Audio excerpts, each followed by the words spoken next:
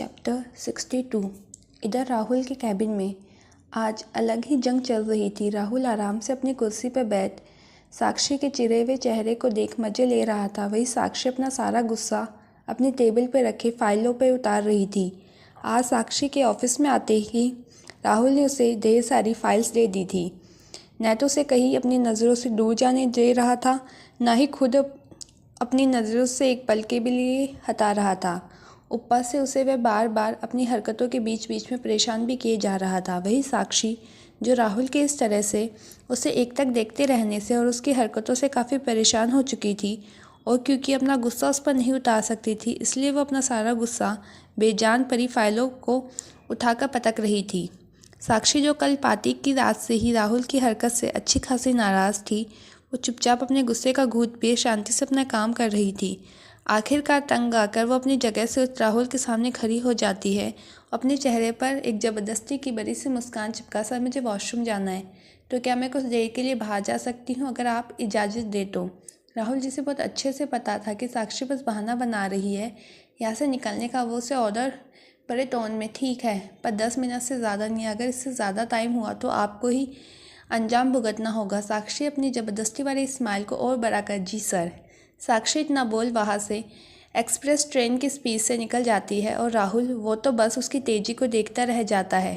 साक्षी बाहर आ 10 मिनट में आई मेरी जुट्टी, चमगादड़ कहीं का, सुबह से परेशान करके रखा है मुझे, और पता नहीं ये भाई को क्या हो गया जो उन दोनों को इसी चमगादड़ के सिर मुझे बिठाना था।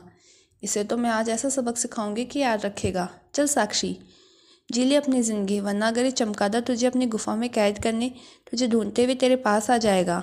हाय मेरी ज़िंदगी, चलो थोड़ा सुकून की सांस ले लूँ। इधर नायरू अपनी कैबिन में बैठ अंदर ही अंदर जले जा रही थी। वो न तो अब तक कितनी बार अरी के कैबिन का दरवाज़ा लौटकर अपनी कैबिन में आ चुकी थी, पर मजाल है जो हरिकांत सिंह राठौर ने एक बार भी नायरू को नोटिस किया हो। पता नहीं ऐसी भी क्या बात चल रही है अंदर, जो आज उन दोनों को मुझे एक बार भी याद नहीं आई। 5 बार उनके कैबिन के पास जा चुकी हूँ, पर एक बार में नज़र उठा के नहीं देखा मुझे। मैं भी अब तक नहीं जाऊँगी उनके पास जब तक वो मुझे नहीं बुला लेते। नायरू गुस्से से अपना फ़ोन भी स्विच ऑफ कर अपने काम में लग जाती है। उसे अभी काम करते हुए कुछ देर ही हुई थी कि एक कर्मचारी, मैडम सर ने आपको एक फ़ाइल ऊपर वाले रूम में रखने को कहा है। नायरू उसकी बात सुन अपने मन में, सुबह से तो मुझे ऐसे इग्नोर कर रहे थे और अभी खुद ही बोल रहे हैं कि किसी और के हाथों ऑर्डर भिजवा रहे हैं। अगर इनकी यही हरकत रही नहीं तो मैं इनका खून पी जाऊंगी। पहले ये फाइल रख दूँ, फिर उनके पास जाती हूँ। बहुत हुआ उनका। मेरे कमाल की बात है, ऊपर तो जाने के लिए सबको मना किया गया है, फिर ऊपर वाले कमरे में क्यों बोला रखने को।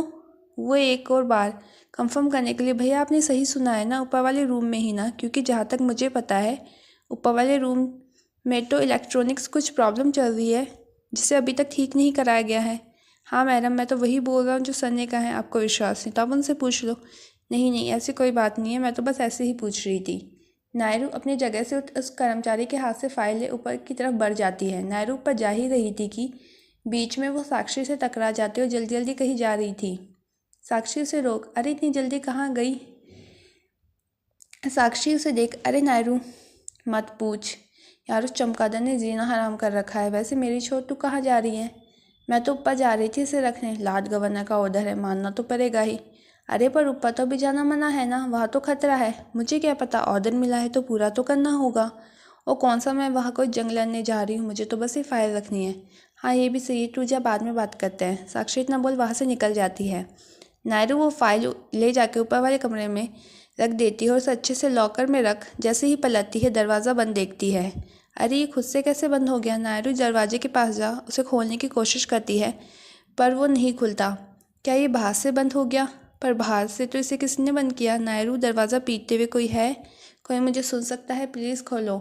नायरू लगातार दरवाज़ा पीट रही थी पर बाहर से कोई नहीं भी रेस्पॉन्स नहीं कर रहा था। अब नायरू पैनिक होने लगती है। नायरू को बचपन से ही फोबिया था, वो बंद जगहों पर अकेली नहीं रह सकती थी। ऐसे जगहों पे से सफोकेशन फील होने लगता था, उसे पैनिक अटैक आते थे। वो लगातार किसी न किसी को पुकार रही थी। ऊपर से उसने अपना फ़ोन भी अपने कैबिन में छोड़ दिया, जिससे वो किसी को कॉल भी नहीं कर सकती थी। कुछ देर में अचानक उस कमरे में आग की लपटें नज़र आने लगी, जिसके कारण वो कमरा धुएं से भर जाता है। नायरी जिसे धुएं में सांस लेने से प्रॉब्लम हो रही थी, ऊपर से उसके पैनिक अटैक की वजह से वो कुछ देर में बेहोश और ज़मीन पर बेसुध गिर जाती है। नीचे अरी के कैबिन में अरी, जो गंभीर अपने काम में डूबा था, उसे अचानक से बेचैनी महसूस होने लगती है। उसे घबराहट सी महसूस होने लगती है। ऐसा लग रहा था जैसा कोई अपने दिल के बहुत गरीब परेशानी में उसे पुकार रहा हो। उसके माथे पे पसीने की बूंद आने लगती है और ऐसा आज उसके साथ उसकी ज़िंदगी में दूसरी बार हुआ था। पहली बार जब उसे ये महसूस हुआ था उस वक्त उसका सब कुछ उजड़ गया था। दूसरी बार आज वो जल्दी से अपना फ़ोन निकाल सबसे पहले नायरू का नंबर डायल करने लगता है। तो क्या लगता है आप लोगों को, नायरू के साथ जो हुआ वो हादसा है या किसी की सोची समझी साजिश? क्या अरी वक्त रहते नायरू को बचा पाएगा या यह हादसा ले लेगा नायरू की जान? जानने के लिए देखते रहिए।